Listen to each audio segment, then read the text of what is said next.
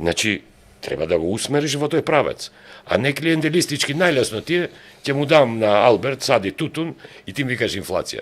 Мора да имаш инфлација. Мора да имаш, затоа што ти све увезуваш. И не зависи од твоето производство, зависи од нивното производство. Он ти дига цени, ти дигаш цени и на крај овој мора да дига плати. Кај нас многу лесно бе ми е, одлучуваме да даваме работи. Значи, во оваа држава имаш бесплатно ова, бесплатно она, бесплатно она, бесплатно она. И некој, па ние го плаќаме тоа, не го плаќа некој друг. Значи, пари или од позајмици се земаат, или од даноци. Државата нема некоја машинерија за подигање на нивото на парите. Ако знаеш дека нема да можеш да чепнеш нешто, па види, имаш ти експерти кои не би зелени министерска функција, бе. Зашто да земат? Ще земе 2000 евра?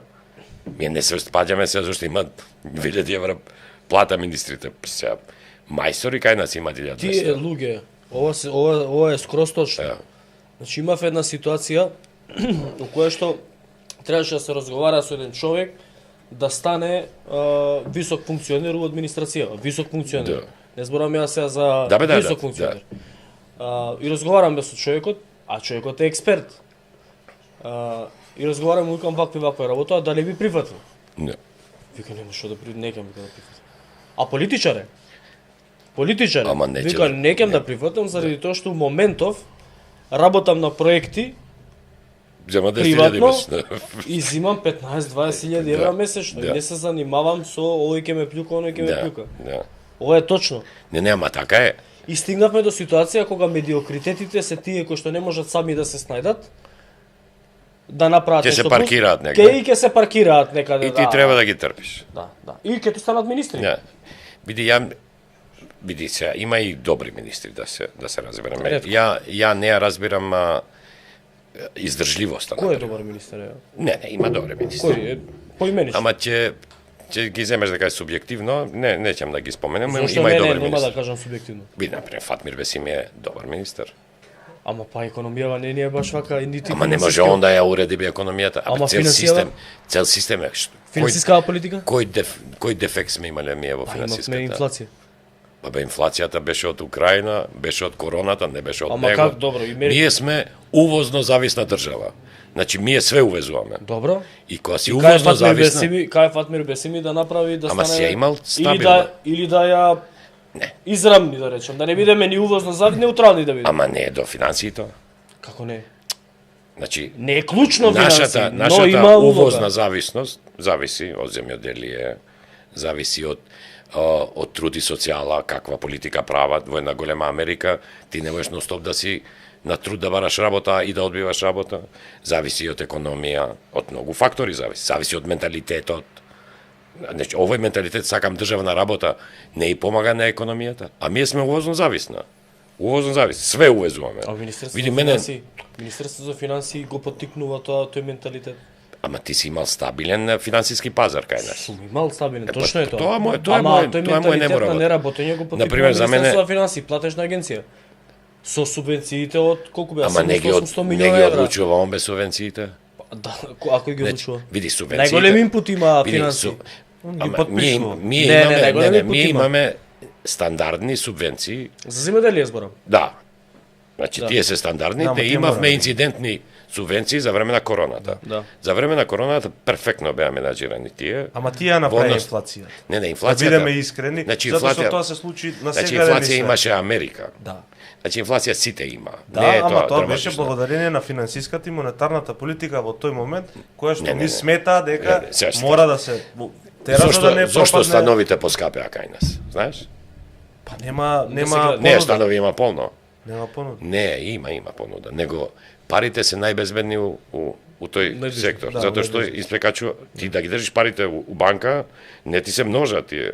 Ти купиш стан 1200 за година и пол стан 1500 па 1800, значи не губиш, ти се мултиплици. Тоа е причина зашто. Сега ми види колку е перверзна политика. Ми имаме банани на пазар, ја пазарувам сам, ги знам цените. Да. И се 60 денари. Видов негде 100, не се 100, бе 60 се. И имаш домати 120 денари. види банана, некој у Африка се качува на дрво, ја собира, ја пакува, ја пренесува до магазин, се качува на брод, иде у Хамбург, таму, па ја носа и 6 денари. Дома ти 120 денари. Ненормално е тоа. Уфорино се прави. Абе, кај сакаш се прави дома ти? На балкон стави 3 вазни. Ама они прават економија од обем. Они имаат високо производство по хектар. Ама ние они сите тие работи кај нас све наопачке. Ние на пример најголеми субвенции имаме за тутун. Значи у цел свет се бори, ја пушам. Значи немам против тутун. Не сме против. Да, него сакам да ти кажам, најголеми субвенции имаме за тутун, значи држиме на категорија на луѓе во мачна работа, тутунот е тешка работа, место некој да се охрабри да каже еј, ќе ти плаќам за тутун 2 години, ама ќе те субвенционирам да садиш малини или капинки или јагони, не знам што, и ќе имаш подобра заработка и ќе се олесниш као со работата, да. Види, ја бев на Кефиер, таму едно место, по 2-3 хектара има пластеници со јагоди. Перфектни јагоди. Таму немало јагоди. Ти гарантираме, во Албанија, мајка ми е од Албанија, така да во Албанија сум бил прв пат 91-ва. Значи, треба да го усмериш во тој правец. А не клиентелистички, најлесно ти е, ќе му дам на Алберт, сади тутун, ќе му дам по евро, не знам колку им дава, 2 евра на кило, он ќе си преживува, а ја ќе го имам за мене. Значи, не е поентата на животот да преживиш, поентата на животот е да го проживееш убаво. И тој, место да сади тутун, да сади јагоди, Србија извезува 2 милиарди евра црвени плодови. Те уверувам дека едно 200-300 милиона од кај нас идат. Од кај нас у Македонија идат, носат и луѓе што собираат по планини и ги извезуваат. Значи, кај нас, да не може да се садат црвени плодови е неприродно. И не одиме у тој правец, најлесно ние вака опортунистички. Ќе садам ја тутун, мачна работа. И што се научиле? Секоја година, ја од кога знам за себе за вести, за цените. Штрајк за цените. За цените. Владата. За да не изгубат рейтинг. на избори. Види, Банјица е угостивар. Извезувала кромит низ цела Југославија. Значи, идеално е за кромит. Сега кромидот е тамо над 100 денари. Значи, неприродни работи се некои. И ти ми викаш инфлација. Мора да имаш инфлација. Мора да имаш, затоа што ти све увезуваш. И не зависи од твоето производство, зависи од нивното производство. Он ти дига цени, ти дигаш цени, и на крај овој мора да дига плати. Ама види, ние сме исто општество, кај што кога ќе излезе некој синдикат да бара пари, ми викаме треба им се дадат. Ево види. Ама види, парите се тие владата, ова е последица исто од бившиот систем. Значи, владата нема неограничен извор на пари, или треба да позајмува, или да ти дигне даноци. У емисијава еден феномен гледам дека Алберт Муслио е поголем десничар него Пола ВМРО. Раководство. Види, јас сум по природа либерален, верувам во отворена економија, не верувам во интервенционизам. Не верувам во интервенционизам. Сега да ти кажем, во Америка кога дојде Обама, имаше сериозна дебата, дали Америка, дали државата да ја помогне на автомобилската индустрија, не со субвенции, него со заем. Да. Ама дали треба тие да се пуштат да пропаднат, зашто не се рентабилни, не се конкурентни, да. Или треба да им се помогне.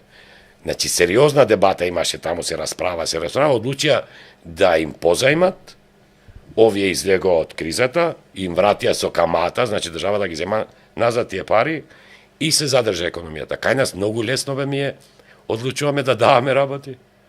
Значи, во оваа држава имаш бесплатно ова, бесплатно она, и па ние го плаќаме тоа, не го плаќа некој друг. Значи, пари или од позајмици се земаат, или од даноци. Државата нема некоја машинерија за подигање на нивото на парите.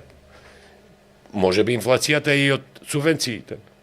Ама инфлацијата е од, види, се очекуваше во светски рамки дека после короната потрошувачката се зголеми. Ама не може. Затоа што луѓето, луѓето просто малце и животната филозофија ја сменија, затоа што видеа колку сме радливи као општество, викаат боли да прошетам, да потрошам, него да ги чувам под јасно. ама имаш и една ситуација во која што се пуштија многу пари во оптек, нели се субвенционираше, се помагаше да идат луѓе на одмор, а во услови кога не ти расте реално економијата, и тоа 2,6 милиарди пуштија. Тоа е неминовно да имаш инфлација у таква ситуација. Ја не сум за тоа. Јас тоа го зборев тогаш, дека не требаше така. Ама види во едно општество каде што сите викаат, а што државата ќе направи? Да. Мора нешто државата. На политичар најлесно му е тоа да го направи. Ќе позајми од ваму, ќе ни дае нам и после враќање. Ја имам двајца родители пензионери. Двајцата се во образование работе, имаат солидни пензии за да бидат пензионери, ама не да бидат носители на пензиски. Не, носители на семејството. Значи моите родители реално нон-стоп се нудат и у кафана која ќе постари се они над 80 да плати затоа што нема каде да ги плати. Ама они не може да се носители на општеството. Значи носители на општеството треба се повозрастните, а пензионерите да уживаат во придобивките на пензијата, а не тие да хранат куќа, тие треба да се грижат за себе си. Ама кај нас ти викам, све некако испревртено. Нели имаше анкети кога го прашува еден пензионер дали е битно да се вработи син ти или ти да имаш повисока пензија, викаш ја да имам повисока пензија да бидам главен дома. Разбира, некои испревртени така. Во низ цел свет пензионерите имаат проблем со приходите. Затоа милиони англичани одат живеат во Шпанија, во Албанија идат, во Мароко, во Грчка. Затоа што Америка на Флорида одат заради пониски такси. Пониски такси се со тие нивни пензии можат да уживаат, ама у Њујорк ти да си пензионер со $2,000 не можеш да преживееш. И се селат. Значи тоа не е, ама ти викам, кај нас менталниот склоп е наопачке поставен. Значи ние повише слушаме за платите во администрација, за ова, за она, ова што се дигаат платите во приватниот сектор. Не им се платите толку оптеретување на фирмите колку им се давачките. А сега размисли од твоја позиција. Ти плаќаш здравствено, ал плаќаш 5.000, ал плаќаш 15.000, иста услуга добијаш, на крај одиш во систина. Овде нема храбри политичари кои ќе речат, слушај, за фондот за здравство, сите здравствени институции се исти, плаќам по учинок. Мене као граѓанин тоа ме интересира, да ја можам за своето здравствено осигурување да добијам добра услуга. Они не само што у фондот за здравство не се такви визионери, туку ги гледавме на камера како зимаат рекет. Една ташна. Ама таа една ја видовме на камера, колку поминале под маса. За една ташна и ти се него. И пази која беше дрскоста. 2 дена после снимката излага на пресконференција. Наместо да оди на распит, излага на пресконференција и направи будали цел народ. Дебек, нема врска, за Кирија ги зимав парите. 300.000 евра. Уташна. Добро.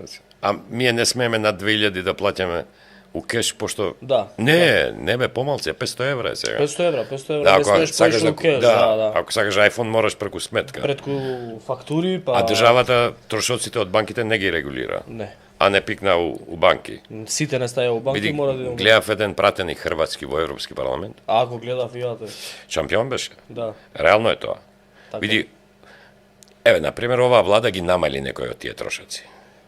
Мене ми беше проблем, например, кога плаќав струја, гледав таму моќност. Што има моќности плаќаме? Кажи ми колку е киловати, го плаќам и тачка. Сега имаме толку комплицирана сметка. Пренос, како беше? Не може пренос. Доктор на науки треба да видиш. Види се, овие сатоите ние ги плаќаме, знаеш? Кога става евро, ова бројло, 500 евра. плаќаш, не, сега е помалце. Сега е 350. Не, на некој приклучок плаќаш.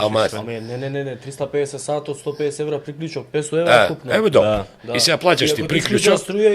Ти плаќаш приклучок, ако не плаќаш струја ти го зема тој сатот, ти ги зема 500 евра. После треба да плаќаш да се врати, така натаму. И он ти вика, ама ја имам систем. Па системот го купиве, овој систем беше, сме го граделе ние. Сум ти го дал за без пари, релативно ефтино, ајде да не кажам да без пари, и сега ти ми наплаќаш зашто го одржува системот. Па како ќе ми продаваш тој ако не го одржува системот? Се наоѓаат разни изговори за тебе да те одерат. Види, например, овој Дачич една работа направи убава кога дојде као премиер. by the way, пошто кај нас паники праве оде Талац стана премиер, не е партијата. Тоа ми има Дачич ми беше да. Дачич беше премиер на Србија од партија која немаше ни 10 пратеника. 5% имаат од прилика. Да. Ама Дачич ги укина парафискалните трошоци. Јас сум заверувал договор у Словенија. Купив колена во Италија, за договорот во Словенија, у општина го заверив и платив €1,75. Значи, €1,75 у општина. 100 денари е тоа. 100 денари, Да. Кај нас, кога плаќаш некои такси, тие 50 денари не ти ги рачунаат. Да, тоа е Тоа такса е, на марка. тоа е без везе. Да. А овие други ги плаќаш.